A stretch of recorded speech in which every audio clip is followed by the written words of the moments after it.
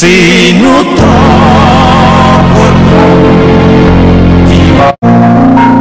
antarane riko aku iki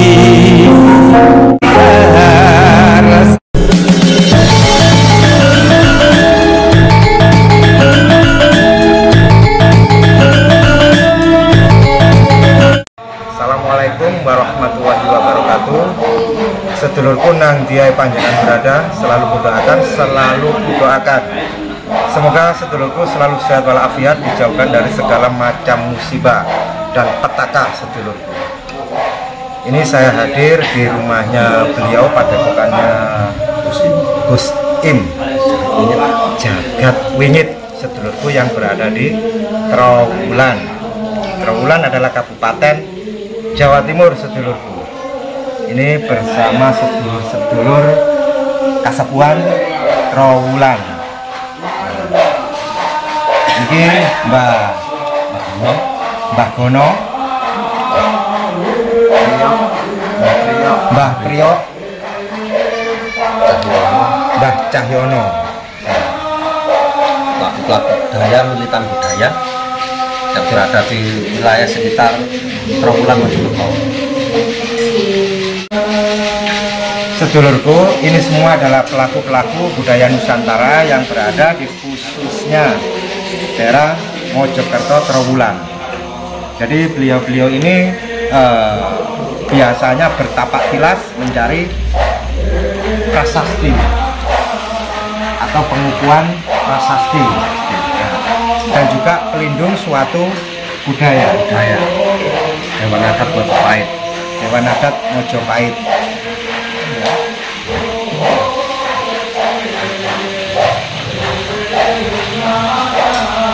Dan beliau ini sebagai mempunyai suatu karakter, dalam arti membentuk sebuah batu dibentuk bisa menjadi karakter imajinasi yang tingkat tinggi, sahabatku. Jadi empu batu kalau saat ini. Monggo dengan cerita istilahnya itu, tempat batu ini dari mana? Tempat batunya dari Malang sama dari Blitar, Petungombong. Oh, dari Mojokerto sendiri sudah habis. Dari Mojokerto sendiri sudah habis karena Mbah Buyut sudah menghabiskannya. Yang kapasitas besar dan dengan kapasitas yang cukup besar. Nah, tinggal untuk bak mandi hanya untuk wilayah Mojokerto ini bahannya masih ada. Bedanya apa batu daripada Mojokerto sama tempat-tempat lain? Pastinya kan ada struktur perbedaannya. Kalau batu dari Mojokerto lebih keras, lebih padat pori-porinya. Jadi kalau dikasih air itu nggak akan habis atau nggak ngembur. Jadi termasuk pori-porinya sangat padat. Sangat padat untuk tempat air. Terus jenis batunya tuh batu lay. Batu lay. Lain kalau daerah-daerah lain, kalau dari Malang sama dari Blitar itu batunya empuk, Medium. jadi kalau dipahat itu tidak mempercikan api. Jadi klasternya memang beda. Jadi batu yang berada di nuansa Mojokerto lebih keras daripada di lainnya. Kalau dipahat itu mengeluarkan percikan api. Kalau yang Mojokerto itu jenisnya lay. Terus mohon maaf, saya mau tanya, istilahnya itu patung-patung itu sudah pernah dikirim di daerah mana Pak?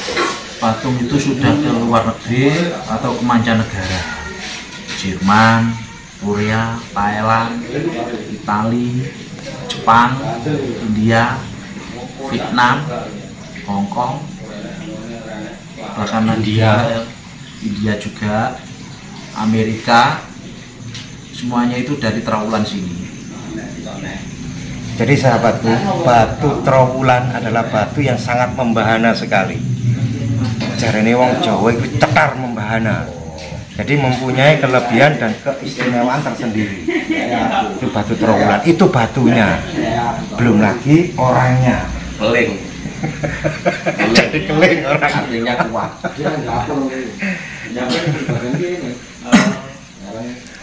Terus mengenai pernah membuat ukuran sampai seberapa besar itu? Ukuran yang paling besar ini dari batu yang nggak sambungan, ini 4 meter 20. Ini Krishna.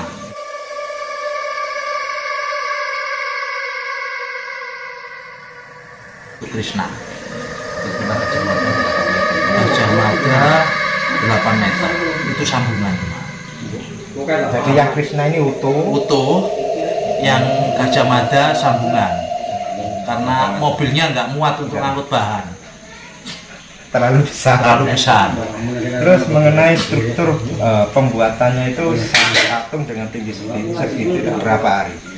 Kalau yang Krishna itu 4 meter 20 itu digarap 3 orang itu 3 bulan. 3 orang. Proses pembuatan, pengambilan bahan.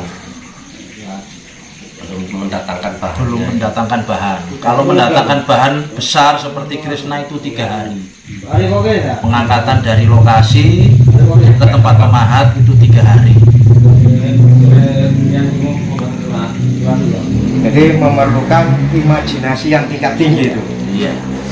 Jadi sahabatku, beliau ini kalau mengastralkan suatu batu, menggambarkan batu tanpa ada gambar utawa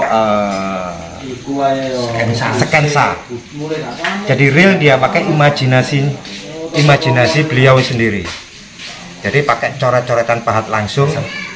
Ya, sebelum bikin itu juga ada acara-acara ritual yang berpuasa, ya harus melean, dan juga ada sesaji-sesaji yang mungkin diperlukan untuk mendatangkan aura rohnya, untuk membangkitkan roh patung. Acara-acara yang sangat disakralkan. Jadi sangat seru sekali sahabat subscriberku tatkala beliau ini membuat suatu benda pusaka, suatu benda patung. Jadi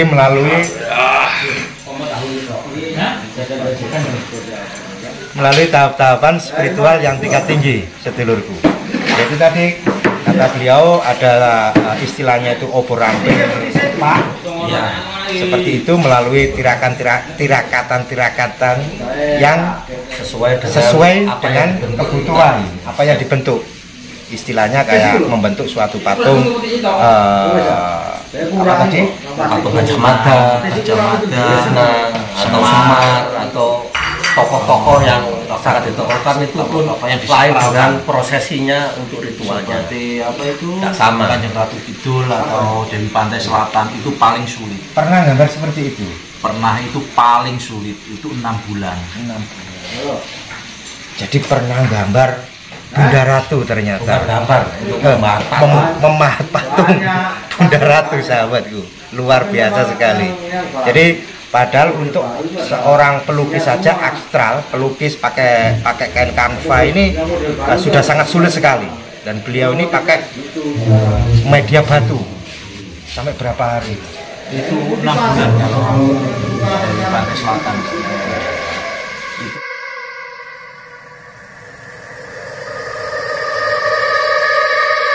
Tingginya hanya 1,5 meter. 6 bulan.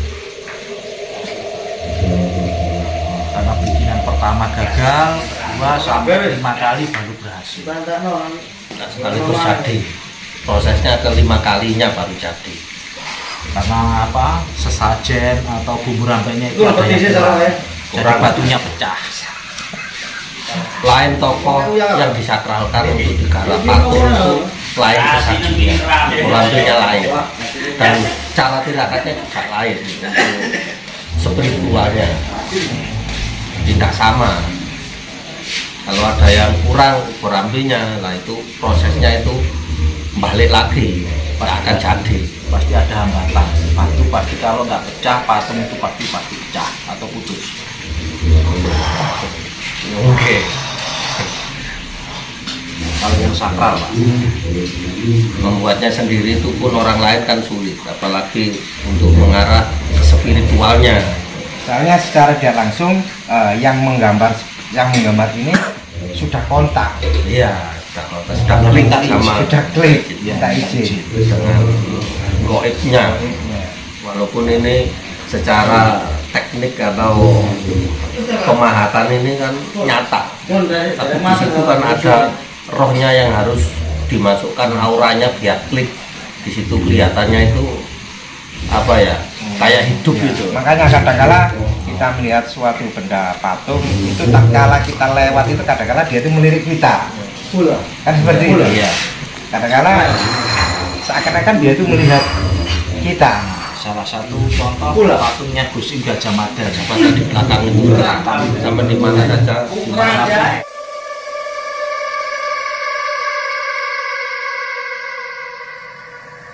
pasti seperti itu. Jadi Itu ada bayang-bayang Iya, bayangan mata ini ngikuti. Itu pun punya 15 empu, 15 empu untuk mengharap patung Gajah Mada. Tidak main-main kalau prosesi 3 kali pembuatan patung itu tidak main-main. Sampai di situ dulu leluhur itu menciptakan karya, makanya mahakaryanya itu sampai saat ini masih dikukuhkan dengan putra wayahnya putra wayah.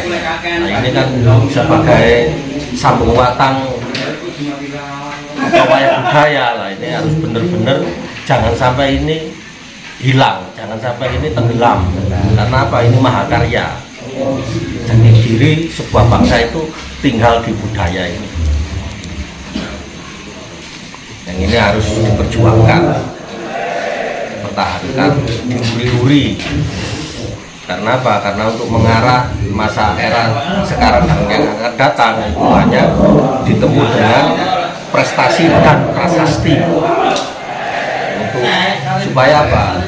Di kemudian hari putra wayah ini biar bangga melihat leluhurnya yang era-era zaman now ini masih ada yang mempertahankan karya leluhurnya dulu. Nah, mudah-mudahan dalam saat ini, era-era saat ini, anak-anak bangsa ini bangkit dan mau untuk sambung batang dengan yang tua-tua ini, regenerasi. Ini yang sangat dipertahankan atau diperjuangkan dengan eranya, supaya apa? Bisa bertahan. Karena apa? Ini jati diri yang milik kita sendiri. Jadi sahabatku, untuk melindungi suatu budaya memang tidak sulit, tak ngoten toh. Banyak sekali perjuangan dan banyak juga pengorbanan. Karena budaya Nusantara harus tetap kita lestarikan sampai kita menua. Kenapa kita harus pertahankan? Karena itu sejarah hidup kakek leluhur kita. Iya, kalau suatu menjadi kebanggaan.